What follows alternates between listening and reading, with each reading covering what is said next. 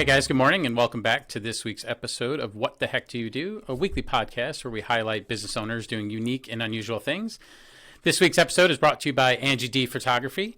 If you're interested in coming on the show or being a sponsor, you can email me at rich.rhodes@gmail.com. But without further ado, I want to introduce Miss Angie Guy with Angie D Photography. How are you? I'm great. Thanks so much for having me, Rich. Absolutely. Thanks for coming down. Absolutely. Yeah, so Angie and I met in a networking group called Ignite You. We've talked about that one a few times, but she definitely, her photos stand out, so we're going to dig in and learn more about her process and how she got into it. So why don't you go ahead and kick us off and tell us what the heck do you do? Well, I am a portrait photographer. I have been in Tacoma area here. I live in Lakewood, actually, and I've had my business for 13 years now. And I probably I'd say 7 to 10 years ago, really put a big push on photographing women. And that was because I had several ladies that came to me and asked me to photograph a boudoir session. And so at first I was really, really scared because it's a big responsibility to make sure somebody feels good, looks good, the right posing. And that was pretty new in my business, obviously, if it was 10 years ago. And so as I had people telling me, oh my gosh, I feel amazing, I look amazing, I didn't realize I looked that good, it started to fuel me as well.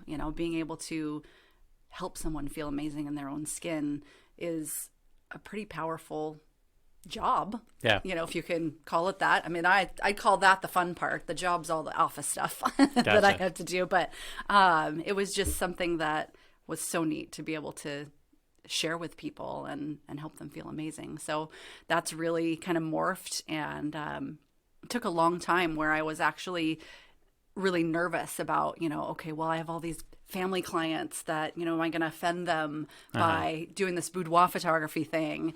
And so I had like separate business pages and, everything was separate. And then finally, it came to a point where I thought, what I'm doing is really classy. I'm not, I feel like most of the stuff that you're going to see, other than the type of clothing, like you go to the beach and you're going to see something more revealing and offensive than the photography that I'm doing. So finally, I just decided if somebody's offended by what I'm doing, they are my client. So I brought it all together, and just said, hey, this is who I am. And I'm kind of loud and kind of sassy. And No. Right? And you're going to have fun. Like that's my biggest thing for my photography, is that it should be fun. Yeah. Yeah. Okay. And so how'd you get into photography? So I actually was photographing my cousin's wedding just as a guest. And she wanted, she didn't even want me to do it. I don't think. I just asked her if she minded if I took some pictures. And of course, back then it was all filmed. And I was about to ask, so what kind of technology are we talking about here? It was all film. It wasn't fancy by any means. It was a point and shoot. Like I never actually even took any classes in college, or actually I take that back. I did go back to college to take photography, but I did not take anything in high school or anything like that. As far as photography goes, it was just something that my family enjoyed doing. And so I took like 3 rolls of film at her wedding and gave her all the doubles, Of course, I kept my set and gave her the duplicate. In the little blue envelope with the little pull out. Nice. Exactly. I probably still have the negatives because, I have a horrible time getting rid of things. Sure.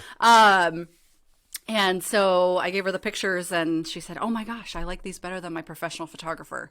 And so the light bulb went on and I thought, oh, okay, well, I should look into this and see if I can turn this into a career. So what'd you do next then?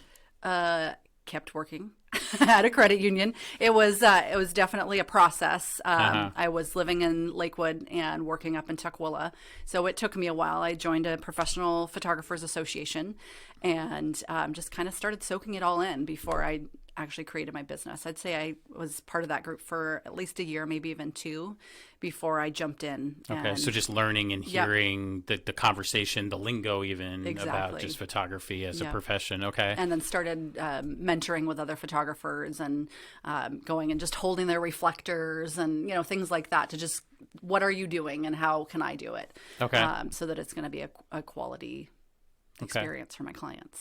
So sort of an unpaid internship, just Absolutely. being around professionals and Yep. just seeing and learning Yep. in exchange for helping them out with some things that I'm sure makes their life a Exactly. little bit easier, right? Exactly. Okay.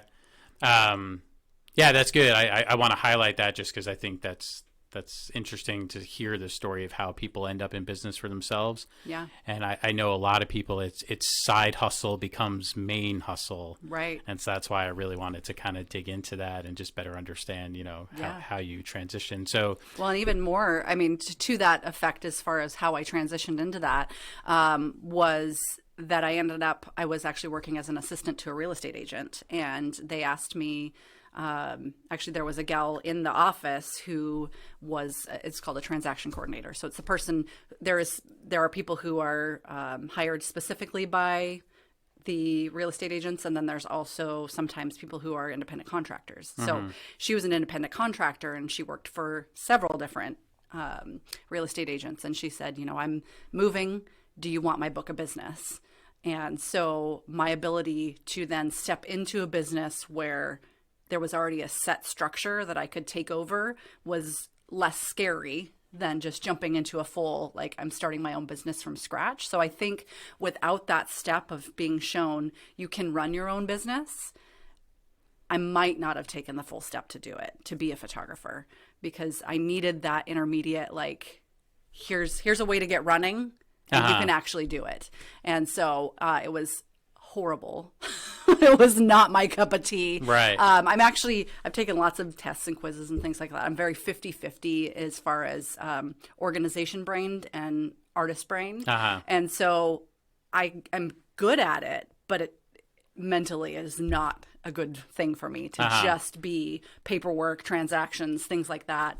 And so that was also really helpful too, to see that and like, okay, no, this isn't. I actually had the broker dealer that told me, you should go do something else. She actually said, you should focus on your photography. You're a great photographer. She didn't say you're not a great transaction coordinator, but I'm pretty sure she was thinking it. And so I did. I went and I started and focused on my business, and actually that same wonderful woman still hires me to this day to do photography for her team, for her clients. And so it's really cool to be able to have somebody that, started me and pushed me in that direction, that's still like saying, come on, let's do this. Yeah. You're doing what you should be doing now. So. No, that's a really neat story. And I don't know that I've heard anybody kind of take that path. I mean, certainly the sort of apprenticeship type approach where you're working with the professional, I think that's fairly common, but right. That's interesting to hear you say, like, you had the opportunity to run your own business, because I think that's hard for a lot of people when they start their own business. They're passionate about the thing they're good at and their skill, but there's so many things that go into leading other people, running a business, accounting, right? There's all the marketing, advertising. There's all those things that you have to do. And so that's interesting that you had a chance to practice that, I guess, not in the thing that you were passionate about, but just get a chance to actually do that. Yeah. I'm curious how could someone else replicate that? I mean, that's a stroke of good luck that you walked into a book of business. Right. Because I think that's the other hard thing. If day one, your goal is I have to find new clients, it's really hard to be also very structured in your internal processes when you're just waking up every morning like, hey, where's the next client going to come from, right? Right, absolutely. So, and, and I think to that, still there was a lot of that, because running a photography business is so obviously different than running a transaction-based, paperwork kind of thing, where you go from, okay, these are the processes to now I'm marketing, for being in that office, like the business was there. Like it was definitely a stepping stone of just the idea of doing it, but it was so much bigger when, you go into photography and everybody's, oh, you take pictures and then you give them to people. Well, yeah, but I also market and do the accounting and do, so it was definitely a culture shock when it came down to that, as like all these different fingers you've got, of your business that you're doing so many different things. So. Gotcha. Yeah. So I'm curious to hear, we're going to spend most of our time talking about the boudoir stuff, but maybe talk a little bit about just the technology that's changed in your 13 years of business. from the cameras to what you do after a shoot to like put everything together. What's that evolution been like? I actually came in as a digital photographer. So, obviously I had film growing up and all that, but starting my business, digital photography had advanced enough to like, I have not made any like amazing advancements. Obviously cameras have gotten a lot smarter and better and all that, but I've just been running digital the whole time. So thankfully I didn't have to have any of those like crazy growing pains of trying to figure out new technology really. I'm still essentially using the same, I'm still using Photoshop. I'm still, doing a digital camera. So thankfully that was one easy thing that I just got to keep going forward with. So yeah. Okay. Yeah. Yeah, it's funny. I guess, when you think 13 years, I don't know, it initially felt like careful. That would get you all the way back. that would get you all the way back to like a long time ago, but really that's like nothing. Yeah, that's like 2007 at this point. So, yeah, that's interesting. Yeah. Again, I want to finish with the boudoir stuff. So, tell us about the rest of your portfolio. What types of pictures do you normally take? What types of clients do you get? Yeah, absolutely. So I definitely am kind of all over the board. I photograph families. I photograph business portraits. I do a lot of not a lot. I do have a couple times a year. I do spring mini sessions, which sadly were a little interrupted. I got half of them done this year, and the other half, hopefully, it'll still be spring by the time I can get the other half done for those families. And then we've got Santa that we do every year. And so those are, I'm kind of all over in that realm. I normally don't do weddings and I normally don't do babies. So the reason for that, I've got a bad back. I've been in several car accidents, unfortunately. And for weddings, you're lugging gear. It's hours and hours of lugging gear. And then even more so hours behind the computer where, it's just sorting and all that good stuff. I actually got into photography thinking I was going to be a wedding photographer. Just the logistics of that, as well as I found I'm really obsessive about details. And it got to a point where my anxiety was getting so high around a wedding, I wouldn't sleep the night before. I'd come home, I'd be so exhausted, I wouldn't sleep that night because I didn't know if I got the shots, but I was too tired to download them. Anyway, all the way around, it just kind of became a situation where I thought, this isn't my path. And then with babies, you've got to get down in these little tiny positions and you're holding them and just sitting there and patiently waiting for them to fall asleep. And it's really hard for me because I don't do quiet well. That's definitely one of the things. And then of course, again, the body aspect of that. So, those are the two things I don't normally do. Other than that, I think my passion has really fallen into working one-on-one with someone to make them enjoy the process of photography, to feel wonderful about themselves, and really, I don't think it's my goal, but it seems to be the end result that a lot of people leave and go, oh, that was fun. Especially the ones that didn't want to be there in the first place. Okay. So that's, I really try to make sure that people maybe even don't realize that necessarily they're in the moment of when they're going to have their photograph taken. So the whole process a lot of the time is a conversation. It's me being loud and silly and just making sure that they're being themselves. They're letting their guard down, and I get to capture their true smile. Yeah. And really not just, okay, now stand there and 1, 2, 3, I'm going to smile, I'm going to take that picture. It's more of I'm going to make a stupid joke and you're going to laugh at me because it's really stupid generally. Yeah. And, getting that moment of the natural smile. So. No, that makes sense. I don't know that there's a single picture out there of myself that I like where somebody instructed me to stand a certain way or pose, right? It's like Chandler and Friends where he's like, yeah. What do I do with my hands? I hear that all the time. What do I do with my hands? Yeah. So definitely, there's the aspect of telling you which direction to be and all the, getting you set, but then also getting you relaxed into what I've asked you to do. But absolutely. always cracks me up. That's encouraging for people, I think, to know that, this is, it's meant to be a fun experience, not suffer through the experience to get the pictures when they're done. Right. And I think the other thing too, a lot of people think they need to know what to do when they get there. And so people will go look up poses or, whatever. And I'm definitely like, I've been the person on the other side of the camera where the photographer is not instructing them. Even as a photographer, I felt awkward. Like, in general, I know what to do with my body, but it doesn't mean that it's relating well to the camera, to the person, is it slight, which, Sure. So then almost maybe it's a little bit worse because I know, so I'm trying to make it look good, but then if they're not, telling me what I need to do. So that's definitely, I'm telling you, I'm showing you, I'm going to have you sit down and I'm going to have you do this and you're going to put your arms like this. And then somebody sits down and they go, what? So definitely I'm walking them through the whole process so that they feel super comfortable that they know that they look good as opposed to just hoping and guessing that they're in the right position. Yeah, and smiling at the right time and all that good stuff. So, yeah. That's awesome. I love it. It reminds me of my sister. Whenever a camera comes out or a cell phone comes out, she just has her default pose, and it's twisted and it's down, and the angle's just right. And there's no, not that she has a double chin anyway, but like everything's like perfect, And so, but like you said, most people don't know what translates well. And my fiance gives me a hard time because I'm doing what I think is I should be doing, and inevitably, when you look at the picture, it's like.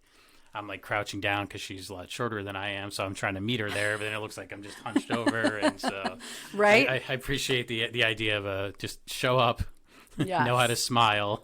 Absolutely. And you'll handle the rest. Yep. I generally try to throw out some extra little tips too that you can take with you so that you know what you're supposed to do when someone else takes a picture of you. Because that's, a lot of times it's kind of, there's two things that I definitely kind of try to make my mission. Someone who thinks they don't look good in pictures, I want to teach them how to look good in pictures, or at least also, give them the opportunity. Because I think also we get into our heads a lot, right? So you keep telling yourself, I don't look good in pictures. I always blink. I always this, right? So you're just feeding this loop to where you're making yourself not look good in pictures, right? Because you're so caught up in that. Yeah. And so I definitely really try to make sure that people realize they can look good, right? So stop that self-talk that's going to make you probably have a bad picture because you decided you were going to, as well as telling them a few of those things, there's a little bit of the over, like I feel like your sister, you were saying, like where they get into this almost too much. Like if she knows it and it works well for her, awesome. But then there's sometimes where I look at people and I'm like, oh, someone told you the wrong stuff because you kind of look like you're, like a velociraptor about to attack or something. But anyway, it just, it should be fun. Awesome. So. All right. Let's dive into the good stuff now. All right. The boudoir shoots. Yeah, absolutely. So what's that experience? What is that experience like for somebody who comes to you and where is their head when they first say, like, are they coming to you sort of trepidatiously, like, I think I want to do this? Or is it like, let's do this, girl? Like, what's the, what do you normally see when they start? And then how does that process actually unfold during the actual session? And then the after effects, if you will, of seeing the pictures. Yeah, I think there's a lot. Obviously, people are coming to me with a lot of different, emotions and expectations. And, some people are coming in and, my husband really wants me to do this, or my wife really wants me to do this, or whatever it might be. And I always try to flip them to really, this process is about you. Like, yeah, your significant other might get to reap the benefits from this session, but this should be about you. And so really, like, we're going to talk about what they should wear. We're going to talk about, what they feel like their body, like, I don't bring it up, but obviously if somebody's like, oh, well, I hate my thighs, I'm going to make a few notes so that way I remember to pose correctly. Or if they want me to do some Photoshop that, I can do that. I feel like I'm going to jump all over the place. Here's my artist brain where I can't stay focused on something. But, totally that I think I'm going to okay, I'll come back to that. Let's talk about that later, about the whole Photoshop thing. Put a pin in it. Yeah, okay. Exactly. So the process. So they're coming in, they're doing, some people are super excited. I just had actually somebody who's been following me for about 10 years. She came in right when I was pretty fresh, new in my business, with a friend, and it was actually her friend's senior portrait session. Okay. And, she's been following me for 10 years and finally just said, okay, I'm ready to do this. Right. Huh. So, and then there's other people who say, oh, I just saw my friend or my sister or whatever came in and did a session and her pictures are gorgeous and I want to do this. So it literally could be a snap decision of, wow, she looked good, I want to look like that, to I've been following you for a really long time and now I'm finally ready. It's my time. So so they come into the studio. Generally we do a consultation, we talk about all the things that they want to do, and then they come in for a session, generally about a week, 2 weeks later, and then after that they come in for an ordering appointment at my studio. So we sit down, we look at the computer, or I stick them up on the TV and I help them sort through and figure out what images they want and what they want to do with it. So that's another part of the consultation, though. We kind of talk about an idea of where they think they want to go with their portraits, just so that I can photograph correctly. So let's say I know somebody wants to get a wall portrait and they want it to be 20 by 30 and it needs to be horizontal for the space that it's going in.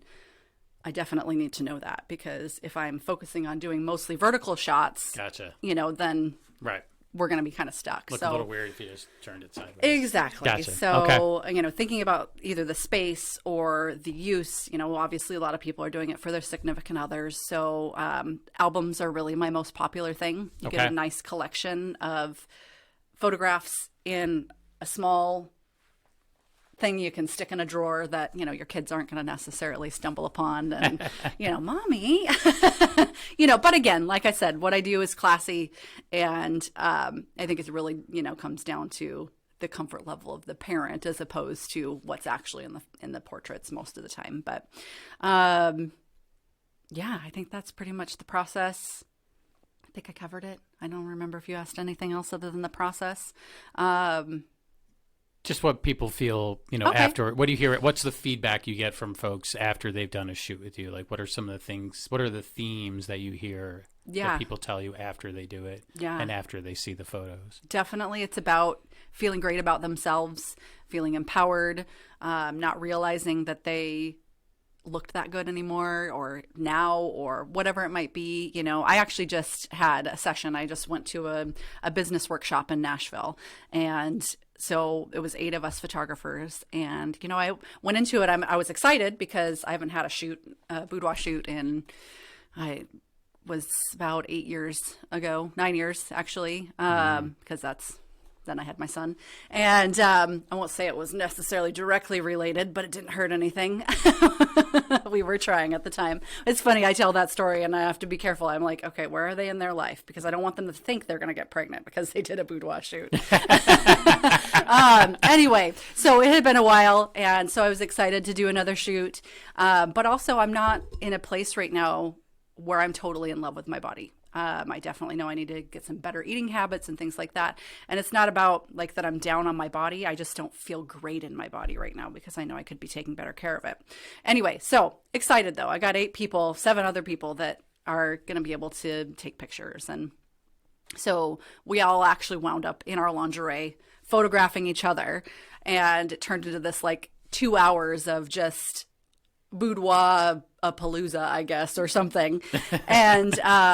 And then I got the images back and I felt amazing. And I looked at me and I thought, you know what? I literally have another photographer in our networking group who we did a trade, and I photographed her about a year ago. And I've been like, okay, so how about if we do my shoot in 3 months? Okay, how about 3 months? How about 3 months? And finally I just said, just take my family portraits. And so that's what we wound up doing.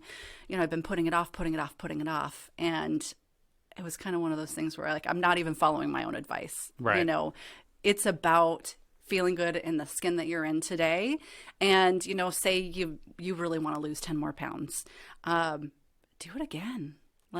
Come in, feel amazing, and then come back again once you celebrate that you lost those 10 pounds or whatever it might be, or whatever, it's your 60th birthday or whatever reason there is to celebrate yourself, because there should be lots of those moments where you get to feel good about yourself and you know, you could come in as little, I don't do a lot of nudes, but as little as you wanted, or you could come in a parka and a turtleneck, and if that's how you feel great, like, let's make you rock that outfit. So it, you know, we'll get an igloo in the background. It'll be absolutely great. Yeah. So I just want people to feel great about themselves. Yeah.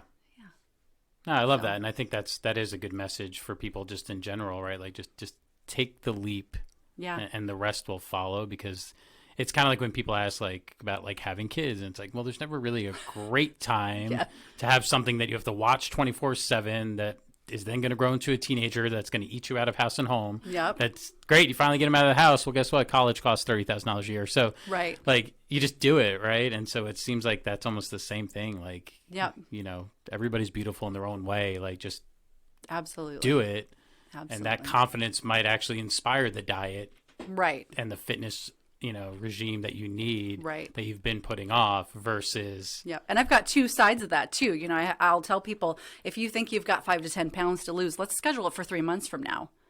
And then, like, let's put it on the calendar, because trust me, when you go, oh, I'm going to be photographed in my lingerie, I'm going to go ahead and put this cookie down.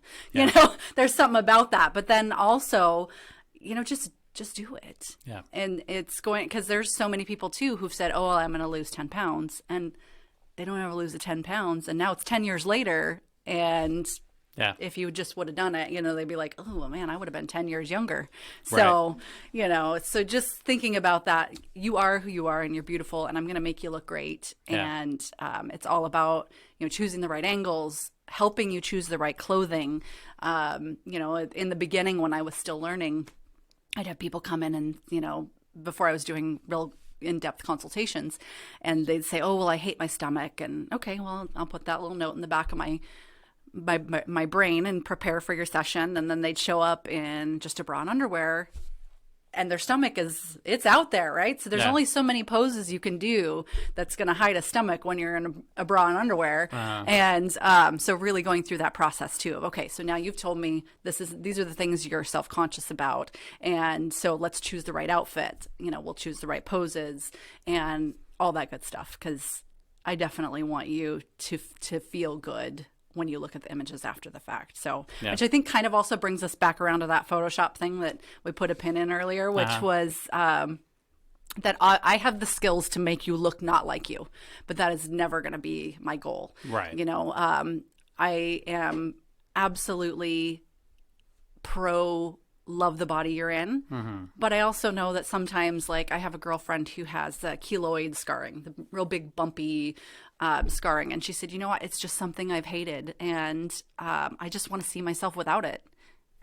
I can do that for you, you know? And there is something also to, I want to see what I look like glamorized, you know? And I can provide the experience from like this is your body and absolutely love it and roll with it, to let's do something a little more glamorized. But I'm always going to make sure that you look like you. I'm never going to like totally manipulate. I'm not taking that 10 pounds off. I'll take maybe 5. I have like a 5-pound rule.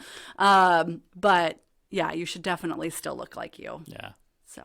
Yeah, you see those poorly photoshopped pictures on the internet, right? Where the girl gave herself thigh gap by like literally like shaving off the insides of both of her legs. Exactly. Like, did you really think that was going to work? So. Yeah, there's some absolutely terrible Photoshop out there for sure. So.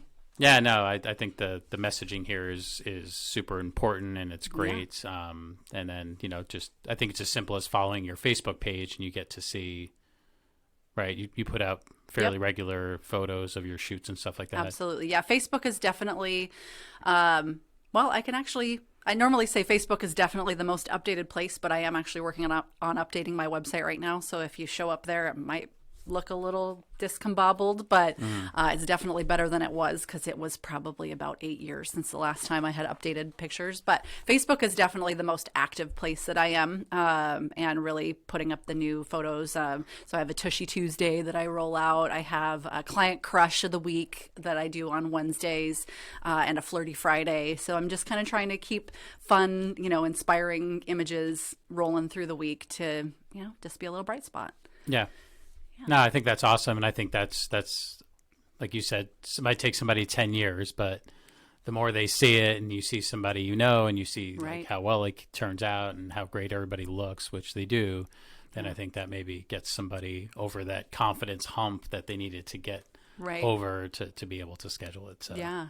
And I actually just changed up my wording because it used to be the model of the week, and I was on another photographer's page, and she had a client that actually asked something about like, well, do I actually have to be a model? All these people are models, and people don't realize. No, they're your neighbor probably is in that picture, but they had their hair done, they had their makeup done, they're being professionally posed. So you can look, obviously you're going to look different because you're you, but these are everyday people, and these are people who are all different body sizes that are coming in and looking amazing. So don't feel like you have to put yourself in a specific box. I have to lose that weight. I don't look like her, I'm not a model. Because you will be a model that day, but I did change it to be client crush because I figured then it's less of a stigma on what a model is, Sure. So, I just think everybody should experience this. I might be a little biased, but everybody should experience a fun photography session, no matter what kind of session it is. Yeah. And I've been in that awkward space where somebody doesn't tell you what to do, and Right. So Yeah. let's make it fun. Absolutely. No, I mean, I think I've seen several reviews from primarily people in our networking group that have done a shoot with you, and it's inevitably the same, right? Yeah. I had fun. It turned out great. I feel great. I mean, that seems to be Right. the theme coming out of everyone. So I think it's a good, Absolutely. especially in light of everything going on in the world today. I think it's Right. it's a good thing to do a little pick me up. So where's your studio located? It's downtown Tacoma, 25th and Tacoma Avenue, right up the hill from the Tacoma Dome. So pretty easy to find. Got we've got a parking lot, so you don't have to pay for parking and all that good stuff. Super convenient to get to. Nice. And what's the best way for folks to reach out? Probably, I mean, you can text me, you can call me, you can email me, you can Facebook message me. Eventually, I generally try to steer people, if they're on Facebook, to communicating through Facebook, simply because then I've got a running, dialogue that I get to keep, and I know where it always is. But I'm available. Okay. Yeah. So Angie D Photography on Facebook. Send a message. Just, hi, my name is this, and I've been thinking about doing this. Absolutely. Right? That simple, and Yep. you'll take the conversation from there. Absolutely. Awesome. Yeah. Cool. Well, thank you so much. This was super fun. Thank you for having me. Absolutely. And thank you guys, as always, for tuning in. Tune in next week to hear from Kathy Horton with Sterling Inspection. You guys have a great rest of your day, a great rest of your week, and keep chasing your dreams. Thanks.